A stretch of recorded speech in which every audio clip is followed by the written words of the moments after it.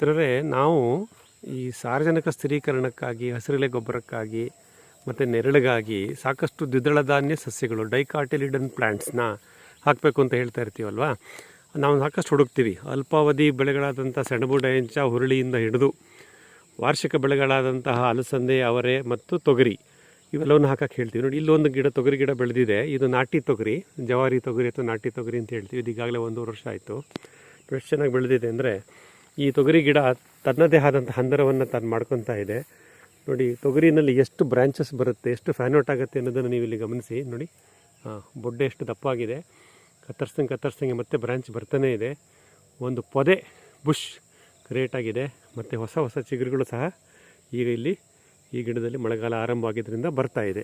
ಇದಿಷ್ಟು ನೀವು ಗಮನಿಸ್ಬೋದು. ಒಂದು ತೊಗರಿ ಕಾಳು ಇಷ್ಟು ವೈವಿಧ್ಯತೆಯನ್ನು ಇಲ್ಲಿ ಸೃಷ್ಟಿ ಮಾಡಿದೆ. ನೋಡಿ, ಇದರ ಹಂದರವನ್ನು ಗಮನಿಸಿ, canopy how wide it is.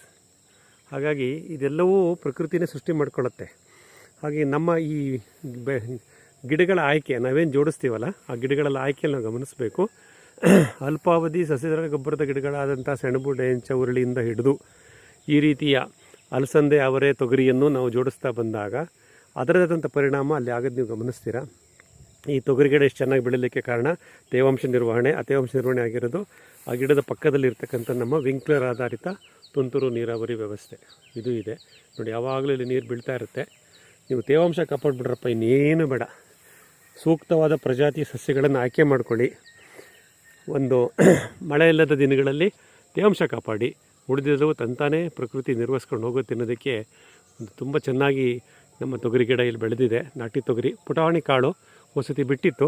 ಮತ್ತು ಈ ಸಲನೂ ನಾವು ನವೆಂಬರ್ ಡಿಸೆಂಬರ್ಗೆ ಇದ್ರಲ್ಲಿ ತೊಗರಿ ಕಾಳು ತಿನ್ಬೋದು. ಯಾವುದೇ ರೋಗ ಬಾಧೆ ಇಲ್ಲ. ನಾನು ಹೇಳ್ತೀನಲ್ಲ ಮಿತ್ರ, ನಾನು ಬೇವಿನೆಣ್ಣೆ ಸಮೇತ ಸ್ಪ್ರೇ ಮಾಡಲ್ಲ ಅಂತ. ಯಾವುದೇ ರೋಗ ಬಾಧೆ ಇಲ್ಲದಲೇ ತನಗೆ ಆರೋಗ್ಯವಾಗಿ ಬೆಳೆದು ನನಗೆ ತೊಗರಿ ಕಾಳು ಕೊಡುತ್ತೆ. ಭೂಮಿಗೆ ಸಾರ್ವಜನಿಕ ಸ್ಥಿರೀಕರಣ ಮತ್ತು ಸಾವಯವ ದ್ರವ್ಯ ಎಲ್ಲವನ್ನೂ ಒದಗಿಸ್ತಾ ಇರ್ತಕ್ಕಂಥ ಒಂದು ತೊಗರಿ ಗಿಡನ ನೀವು ಇಲ್ಲಿ ಗಮನಿಸಿ. ಆದಷ್ಟು ಈ ರೀತಿಯ ಗಿಡಗಳನ್ನು ನಾವು ಜೋಡಿಸೋಣ. ನಮ್ಮ ಕೃಷಿ ಭೂಮಿಯಲ್ಲಿ ವೈವಿಧ್ಯತೆಯನ್ನು ಸೃಷ್ಟಿ ಮಾಡೋಣ ಅಂತ ಹೇಳ್ತಿದ್ದೀನಿ. ನಿಮ್ಮ HR ಮಂಜುನಾಥ್.